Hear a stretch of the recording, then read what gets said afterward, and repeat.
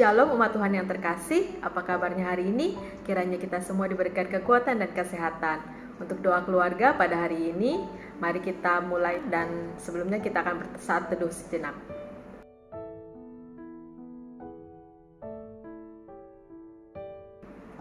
Untuk lagu pembukaan, mari kita bernyanyi dari KJ 362, bait yang pertama dan ketiga. Aku milikmu, Yesus Tuhanku.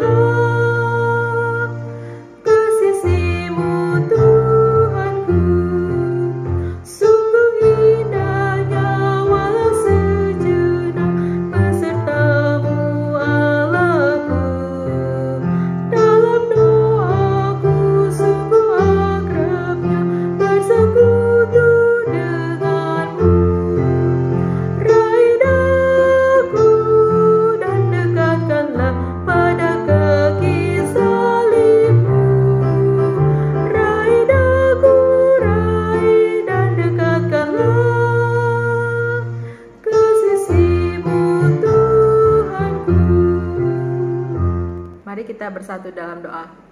Bapa dalam surga, Bapa yang maha baik, terima kasih ya Tuhan untuk hari ini ya Tuhan. Kalau Kau boleh bangunkan kami kembali pada hari ini ya Tuhan, Kau boleh berikan kami kekuatan, kesehatan ya Tuhan. Dan pada saat ini kami ingin mendengarkan firman-Mu melalui doa keluarga, dan kami juga ingin memuji-muji Engkau. Ya Tuhan, berikanlah kami pada hari ini terus kekuatan dan kesehatan. Berikan kami sukacita, berikan kami damai sejahtera ya Tuhan. Dan kami juga berdoa untuk orang-orang yang pada saat ini mungkin sedang kesulitan keuangan, Tuhan yang mau berkati mereka. Dan apabila juga ada teman kami, saudara kami yang sakit, Kau juga boleh sembuhkan mereka Tuhan, berikan kekuatan kembali kepada mereka. Kami mau serahkan doa ini ke dalam tangan-Mu, hanya di dalam nama-Mu saja kami berdoa dan mengucap syukur. Amin. Opa, Oma, Bapak, Ibu, dan saudara-saudara yang dikasihi Tuhan, kita jumpa kembali dalam doa keluarga. Hari ini kita akan merenungkan satu tema, selalu waspada. Adapun firman Tuhan yang mendasari renungan kita akan saya bacakan dari 1 Petrus 5 ayat 8 dan 9. Firman Tuhan mengatakan demikian.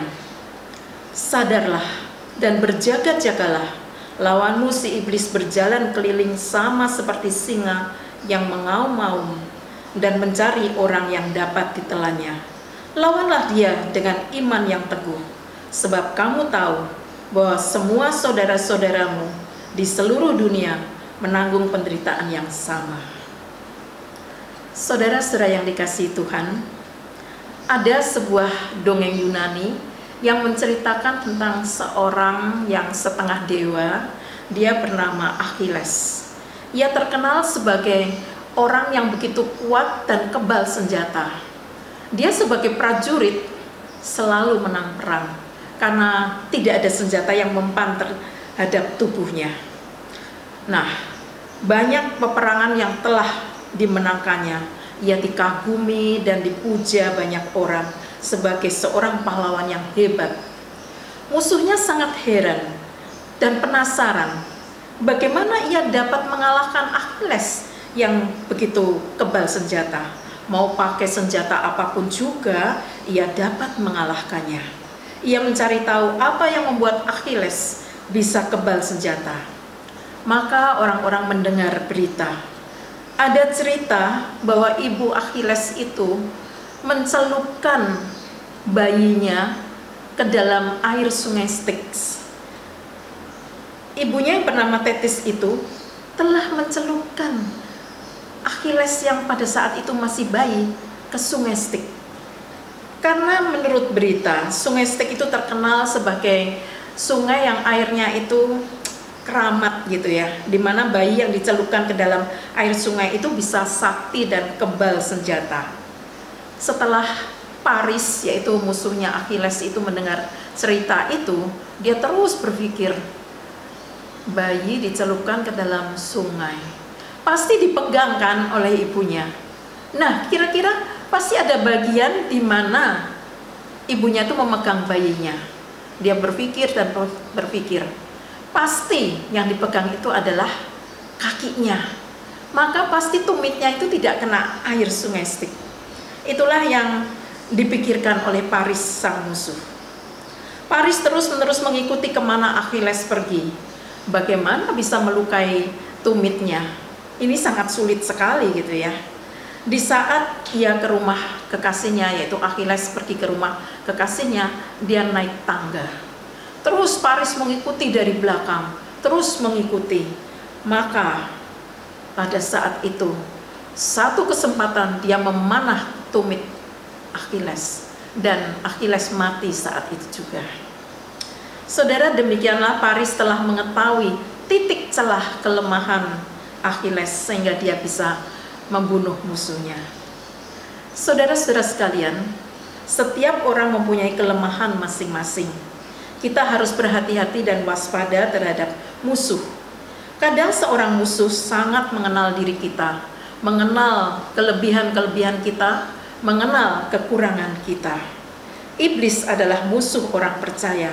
Iblis akan terus berusaha untuk mengetahui kelemahan kita. Ia akan mencari celah-celah di mana kita bisa dijatuhkannya.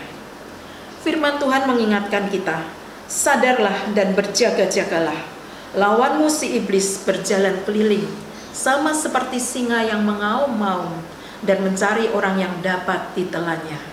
Kita harus sadar bahwa iblis akan selalu berusaha membuat kita jatuh dalam dosa.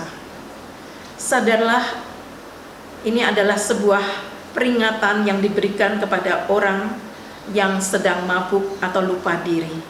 Ada orang yang mabuk karena minuman keras, ada yang mabuk kekayaan dan kekuasaan, sehingga mereka tidak sadar bahwa ketika orang lupa diri dapat dengan mudah dijatuhkan oleh para musuhnya. Berjaga-jagalah adalah kata yang dipakai berkali-kali di dalam firman Tuhan untuk mengingatkan bahwa waktu yang kita miliki tidak panjang. Suatu saat kita harus mempertanggungjawabkan hidup kita kepada Tuhan. Karena para murid Yesus tidak berjaga-jaga dan berdoa, maka mereka menjadi tidak siap ketika datang pencobaan. Karena itu kita perlu berjaga-jaga. Tuhan Yesus mengatakan, roh memang penurut, tetapi tubuh lemah. Ketika para murid diminta Tuhan untuk berdoa dan berjaga bersama dengan Tuhan, mereka sungguh-sungguh ingin berdoa, tetapi tubuh mereka lemah sehingga mereka tertidur. Karena itu mereka tidak siap ketika Tuhan ditangkap. Mereka melarikan diri, mereka ketakutan, bahkan Petrus menyangkal Tuhan. Iblis tahu apa kelemahan kita. Ada yang jatuh dalam dosa karena godaan harta, gila hormat, ingin kedudukan, jabatan. Ada yang jatuh karena dosa seksual. Ada yang karena kemalasan. Dan masih banyak macam lagi kelemahan anak-anak Tuhan. Tiap saat kita lengah, iblis dapat menerkam iman kita. Saat datang pencobaan dan godaan, orang yang sadar dan berjaga-jaga tidak akan menjadi lemah, tetapi dapat melawan dengan iman yang teguh. Rasul Petrus mengingatkan, lawanlah dia dengan iman yang teguh, sebab kamu tahu bahwa semua saudaramu di seluruh dunia menanggung penderitaan yang sama. Artinya, kita bukan satu-satunya orang yang menghadapi tipu muslihat iblis untuk menjatuhkan kita ke dalam dosa. Tetapi semua anak Tuhan akan diintai untuk dijatuhkan. Karena itu mari kita selalu waspada, berjaga dan berdoa, dan saling menguatkan, saling mendoakan selaku sesama saudara seiman. Tuhan akan menolong dan menguatkan kita. Tuhan telah dicobai dengan berbagai macam pencobaan, tetapi ia tidak jatuh dalam dosa. Mari terus berjuang bersama dengan Tuhan yang telah menang terhadap segala pencobaan. Amin.